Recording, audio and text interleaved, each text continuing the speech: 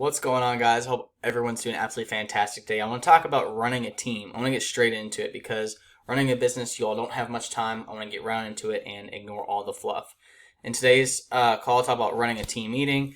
Then I'll segue into daily meeting topics, daily grind meeting topics, I like to call it, then weekly topics, and then monthly topics. So let's go into it. So I'm going to go ahead and pop up my quick document here and kind of scroll up to be sure we're good. So when I'm running team meetings, I like to begin on a positive note and dive into deeper stuff later. For example, I like to begin with a team meeting. It could be a sales meeting with daily wins. I like to go into whatever is currently being worked on and then what the progress is. And then I like to go into a place of support where I can help support that person during those tasks that an individual is working on, whether it is a delegated task to another leader or am I supposed to be that leader to support that process with some type of resource or training. At the same time, if it's a sales team or someone who's heavily focused on performance, I like to have metrics documented in order for me to see the transparency so I know what I'm walking myself into.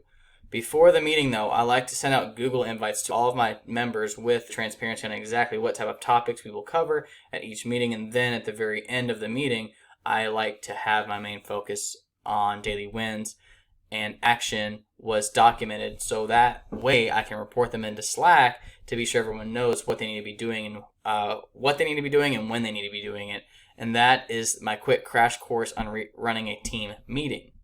Now you can have start of day meetings, you can have end of day meetings to be sure everything happens on a good note, also ends on a good note. But also with daily meetings, you want to talk about the daily grind, maybe some checklists, tasks, and support. Those are your typical things on a daily basis. But maybe you have a specific meeting on a weekly basis. You typically want to look at the tracking to see what's working and what is not and how to approach that next week better.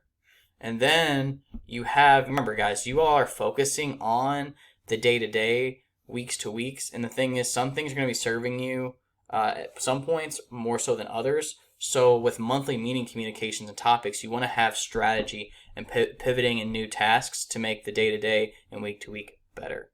All right? Which will also help you out with goal setting with your team and accountability, which we'll dive into in the next video.